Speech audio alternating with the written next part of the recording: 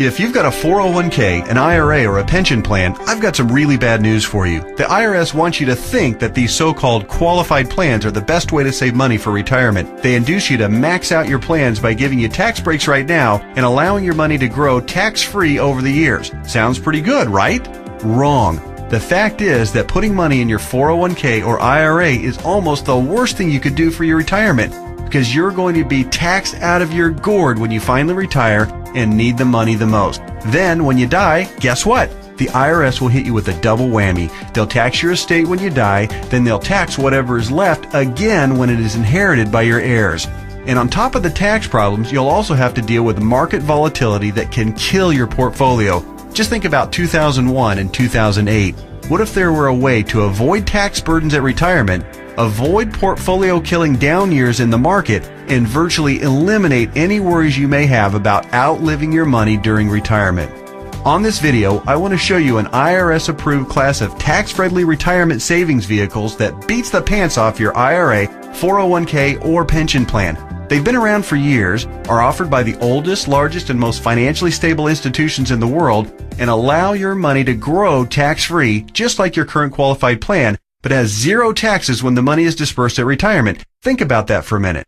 Zero taxes on your estate when you die, and zero taxes when the money is transferred to your heirs at death. Listen to that one more time. Zero taxes as your money grows, zero taxes when the money is distributed, and zero on your estate when you die, and zero taxes on the money inherited by your family. Zero. And here's the best part. Unlike your qualified plan, there is no risk that you will lose principal on the investment during a down market. If the market tanks like it did in 2008, your worst case scenario is no gain, but no loss either. What I'm talking about is a retirement savings vehicle that will help make sure you don't outlive your money during retirement.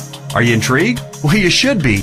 I want to take a few minutes right now to share with you an important message about the best retirement savings vehicle you've never heard of. Let's start by talking about the IRS. They desperately want you to think that an IRA is the best way to grow your money for retirement. You know what? It's not even close. I'm talking about what the IRS calls qualified plans, IRAs, 401ks, pension plans, and so forth. Compared to traditional brokerage accounts where you'd normally buy stocks, bonds, and mutual funds, these qualified plans have some really good tax advantages. First, you can invest in a qualified plan with before tax dollars. Number two, you don't have to pay taxes on these gains every year like you do on regular stocks and mutual funds, so your money grows tax deferred. It's not taxed until you take the money out when you finally retire. That means you have more money working for you during those years leading up to retirement. Sounds pretty good, right?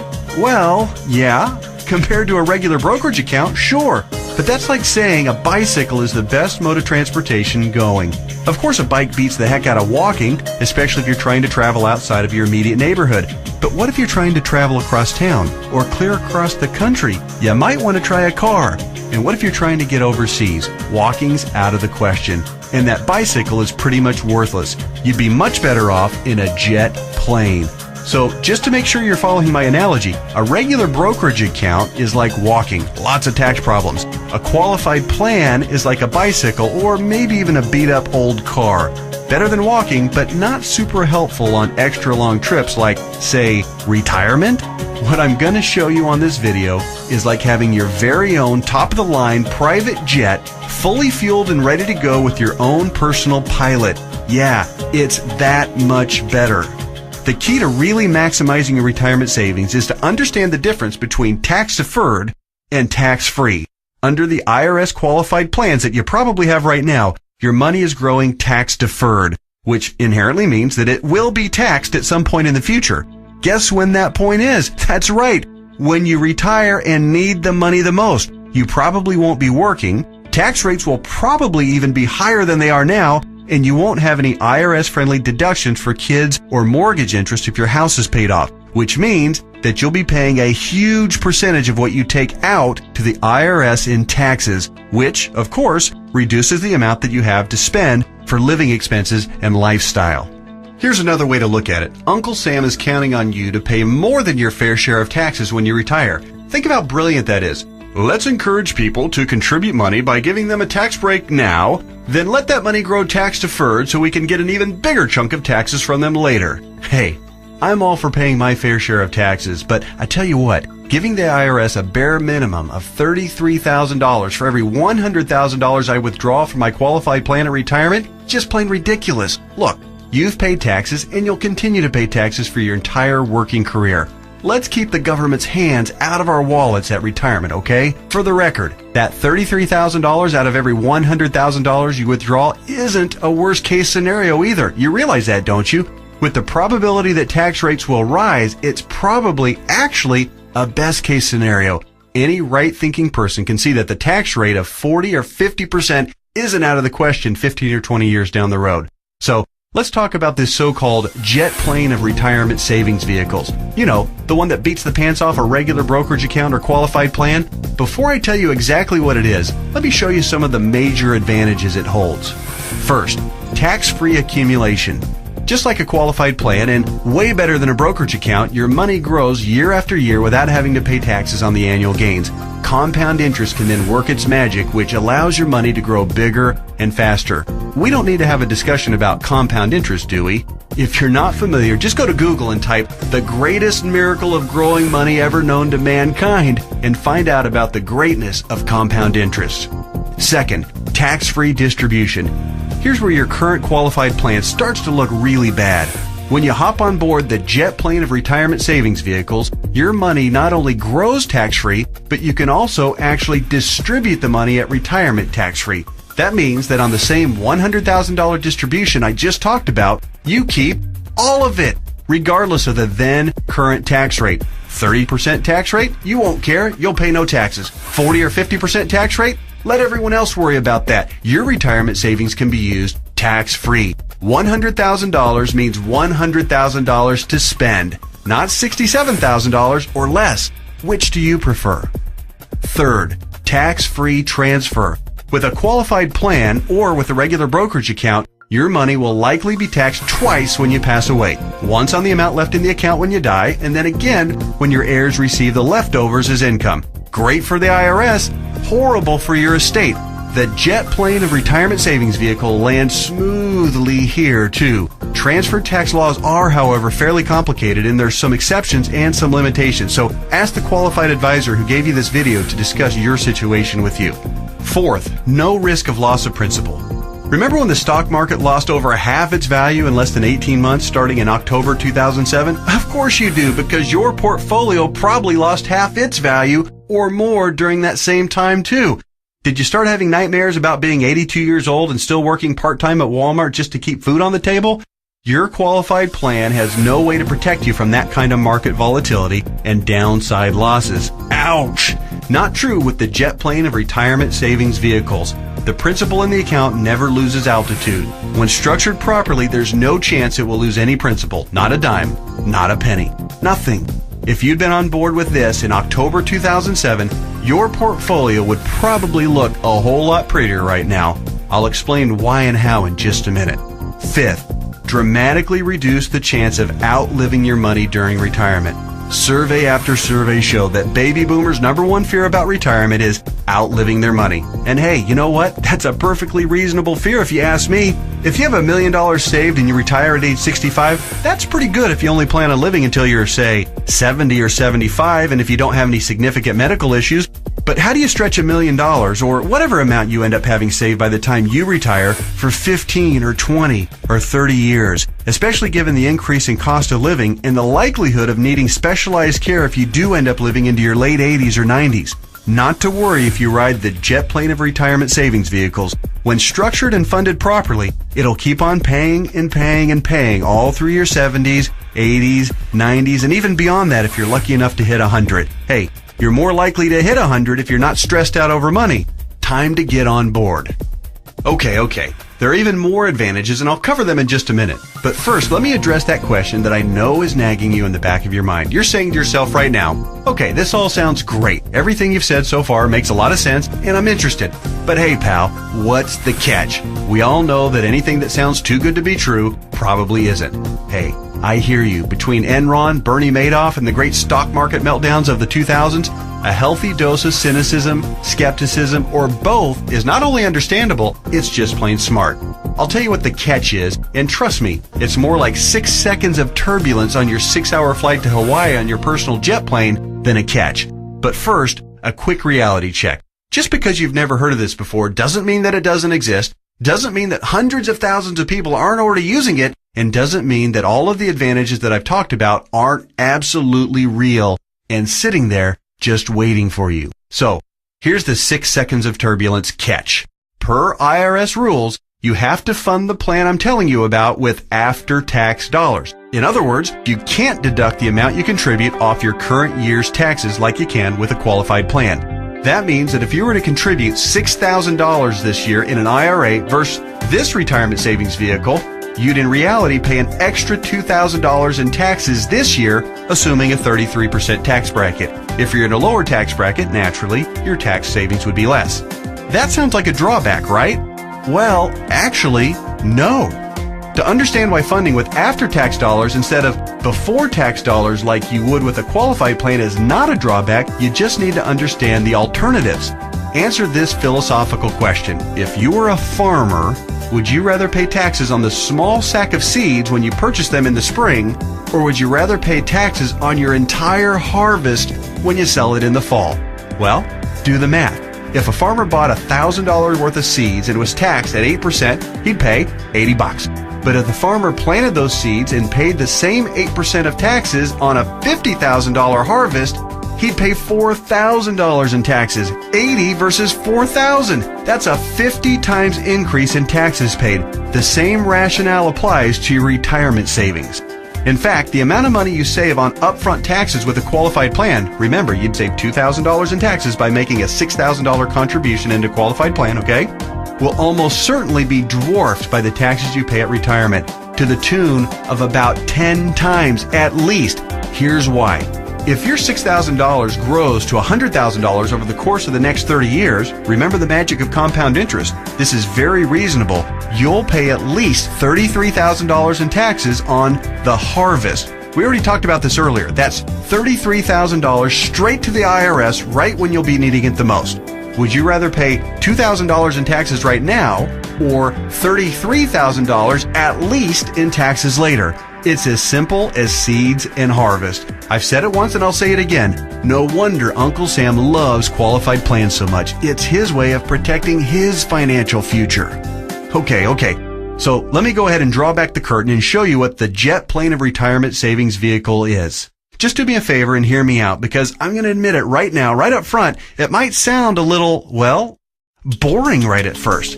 That's because it's a life insurance product called Indexed Universal Life Contract, or IUL for short. Stick with me, Skipper. Don't be fooled by any stereotypes of what you may think an IUL is. This is different than any kind of whole life or variable life or universal life plan that you may have heard about or purchased in the past. The fact is, IUL is a lot more about savings than it is about life insurance, although it does do a nice job of providing that too. Hopefully the tax advantages and principal protection advantages I've told you about are clear enough and big enough to keep you interested. But you also need to know that the IUL, when structured and funded properly, beats the pants off of any other kind of retirement savings plan in every comparison category that matters, including growth potential, risk avoidance, liquidity of funds, flexibility of contributions, flexibility of distributions, longevity of distributions, and fees. Everything. Listen, insurance companies, by law and by track record, are extraordinarily conservative. Yeah, I know that AIG tanked it, and you might be thinking that all insurance companies are going bust. Nothing could be farther from the truth. Life insurance companies that offer IULs, as a rule, have massive cash reserves. One company, as an example, had operating revenues in 2008, the worst year of the recession, of $14 billion. Earnings of $1.3 billion, and cash reserves at the end of the year of $12.8 billion. There's a reason people think of life insurance companies as old, stodgy, conservative curmudgeons, because they are. Their stodgy curmudgeonness is also a part of the reason you've never heard of an IUL before. Life insurance companies thrive with things like risk management, actuarial tables, and other boring life insurance stuff. But they don't know jack when it comes to communications. Go online right now and read their brochures. It's like reading hieroglyphics. Boring, painful, obtuse, hard to understand, and that's just the table of contents. But that doesn't mean that this product, Indexed Universal Life, is anything less than magnificent for creating wealth. The IUL, Indexed Universal Life, gets its name because it's indexed to the S&P 500, which simply means that it mirrors the growth of the S&P 500, which, for your information, has returned over 9% per year on average for the last 27 years, even with all the crummy years in the 1980s, right after 9/11, and 2007 and 8. Remember that? But here's the best part, and what makes an IUL so darn attractive as a retirement savings vehicle. The reason IUL accounts, when structured properly, won't lose principal is because the lowest return guaranteed by the contract is 0%. Or in technical speak, they have a floor return of 0%. They can't lose money. If the stock market tanks for the year, your IUL contract doesn't take a big hit. It just stays even right where it is. Stated differently, an IUL locks in the gains during up years, but it doesn't participate in the down years. Take that, IRA. You can't even come close to competing with that. Everyone knows that portfolio losses are killers because you have to double up just to get back to even.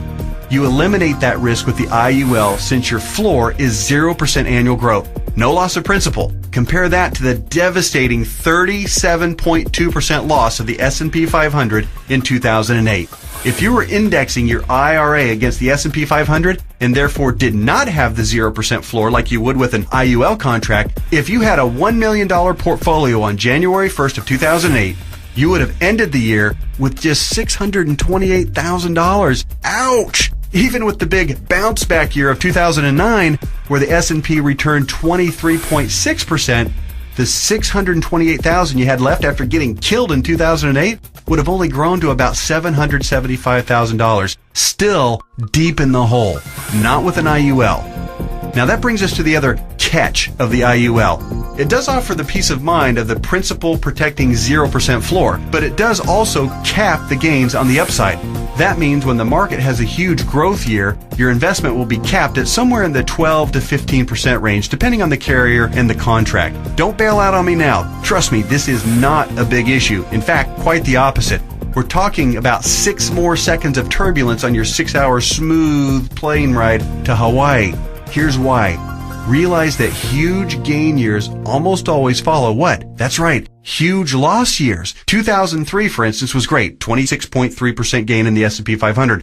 But it followed 3 consecutive years, 2000, 2001, and 2002, of negative returns, 12.2, 13.4, and 24.1% respectively, negative all 3 years. Let's run those numbers. If you had $1 million in your IRA on January 1st, 2000, it would have fallen to approximately $878,000 at the end of the first year, then continued to fall to just over $760,000 at the end of 2001, and then plummeted to a measly $577,000 at the end of 2002. That same $1 million in a loss-protected IUL would have retained its worth at $1 million at the end of 2000, even though the market was down, remember? Still been worth $1 million at the end of 2001, and guess what? Still worth $1 million after 2002, even though the market got slaughtered. That's 3 consecutive down years and $423,000 in avoided losses. Wow. Then, in 2003, let's say that you were with an IUL carrier that had a 13% cap. Remember the big downside catch? It has a cap. Your $1 million would have grown to $1.13 million. It grew. Meanwhile, the qualified plan portfolio that tanked from $1 million down to just $577,000, remember that one? It would have gotten the full benefit of the 26.3% market gain, not a 13% cap like our IUL contract. Yay! But let me ask you this. Would you rather add 13% to $1 million or 26% to $577,000? 26% added to $577,000 only brings the account up to about $728,000. Again, compared to $1.13 million. This is a no-brainer. At the end of the 4-year cycle, you would have been ahead by over $400,000 with an IUL. This is real money in a worst-case scenario. The only way a qualified plan could possibly do better is if the S&P were to go up unfettered by over 15% per year for 5 or 10 consecutive years with 0 negative years. Do you really think that's going to happen? And even in the 1 in a million chance that it did, get ready to pay the tax man when you retire. I know these numbers can start to be a bit mind-numbing, but they're so critical for you to understand so you can see how to avoid getting crushed financially when you retire. don't be afraid to rewind the video and watch that last section or the entire video again. I want to continue with the examples just a little bit further. We stopped our examples at the end of 2003. Remember, the IUL account that started with $1 million had weathered the storm and grown to $1.13 million. The IRA account hadn't done so well and had managed to eke back to $728,000, but only after a really strong 2003. Now, let's look at what happened in 2004, 5, 6, and 7. The S&P gained, in this order, 7.2, 1.2, 12.8, and 1.2% in those 4 years. Your IUL account, since it's indexed to the S&P 500, and since all of the gains were between the 0% floor, remember that, and the 13% cap, your IUL would have taken all of those same gains, 7.2, 1.2, 12.8, and 1.2%. That would take your $1.13 million account right to around $1.4 million by the end of 2007. Pretty good, right? Then, when the S&P got shellacked to the tune of 37% loss in 2008, since the lowest return your IUL account can get is 0%, guess what? The IUL account would have held steady at $1.4 million. No loss. Nice, isn't it? On the other hand, the IRA account would have grown from $728,000 to about $900,000 during those 4 good years, still down by $100,000 since 2000, just in time to get crushed clear back down to $565,000 at the end of 2008. What would you rather have going into 2009? $565,000 or $1.4 million? This isn't a retirement savings vehicle for the ultra-conservative. It's a retirement savings vehicle for the ultra-intelligent. If you think market caps of 12 to 15% are a poor trade-off for a contractual guarantee of a 0% floor, you're just plain crazy. Naturally, past performance isn't an indicator of what will happen in the future, but I think it's safe to say that the market is going to have up years and down years. Protecting yourself from huge losses is one of the primary advantages of the IUL. It's impossible for me to overstate how superior the IUL is compared to your qualified plan. It's not even close. We've already covered the tax advantages. They're clear and evident. The risk avoidance issue is huge, and it favors the IUL by a country mile. But also remember, indexed universal life is also, life insurance. Here's what that means. If you die the day after you fund an IUL policy or any time thereafter, your heirs will receive a death benefit tax-free. The amount of the benefit depends on the size and structure of your policy, but think about your qualified plan and brokerage accounts for just a minute. How much do they pay in death benefits if you were to die early? Oh yeah, none, because they're not insurance. Are you starting to see what I mean by the best retirement vehicle you've never heard of? Hey, that reminds me, let's talk a little bit more about why you've probably never heard of an IUL before. I already told you that one of the main reasons was that stodgy old insurance companies have horrific communication skills. But there's actually a bigger reason, which is financial advisors almost never talk about IUL. Why is that? Simple math. Only licensed insurance agents can legally sell you an IUL, and most licensed money managers and brokers are not licensed to sell insurance. In other words, the guy who sells you your IRA can't, by law, sell you an indexed universal life policy. And if he can't sell it, he can't make any money on it. End of story. Your financial planner's motivation is to get you signed up for an IRA or 401k and then make money on you for life as your investment grows. They don't care about your future tax burden. Why should they? Seriously, call your investment advisor on the phone right now and ask about an IUL. Chances are 99% he or she has never even heard of it. And if they have zero working knowledge of how or why it works. How would they know? They don't know insurance products. They like to think they have a corner on the market of helping people save enough money to retire, but they don't. They're selling skateboards, bicycles, or roller skates and pretending like the big, shiny private jet doesn't even exist. The fact is, the IUL is the best possible wealth accumulation vehicle for your retirement. For most people and in most situations, it simply cannot be beat for tax advantages, safety, growth potential, liquidity, and flexibility. All right, just one more quick topic, and then we'll let your licensed insurance professional take over and discuss all the fine point details as they relate to your specific situation.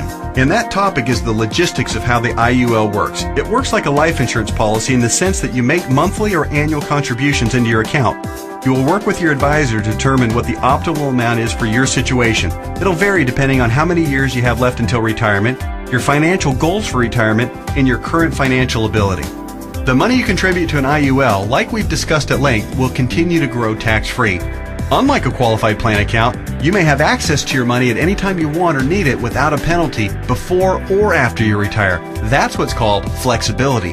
When you do pass away, the balance of the account will be passed to your heirs tax-free, just like with any other life insurance policy. The IUL really does offer the absolute best of all possible scenarios. It's tax-friendly, it's safer than safe, and it gives you flexible access to your money. The next step is yours. You simply need to meet with a licensed insurance professional who gave you this video and discuss your particular situation. He or she will answer all of your questions, I'm sure you have several, and discuss all of your options. You may want to consider watching this video again, this time with a pen and paper handy to jot down any notes or questions you may have. Like anything else worthwhile, there are plenty of details to be covered and there's a bit of a learning curve. But whatever you do, don't do nothing. There's too much at stake. Don't fall prey to what I call the law of diminishing intent. You know what I mean. You intend to make the call and learn more, but you get overwhelmed with 1,000 little urgencies of life and you look up and a few months or even a few years have passed and you haven't done anything. So take one action right now. Set an appointment to meet with the insurance professional who gave you this video. That's it. Do that one thing right now and take a closer look at the jet plane of retirement savings vehicle, Indexed Universal Life. You'll be glad you did.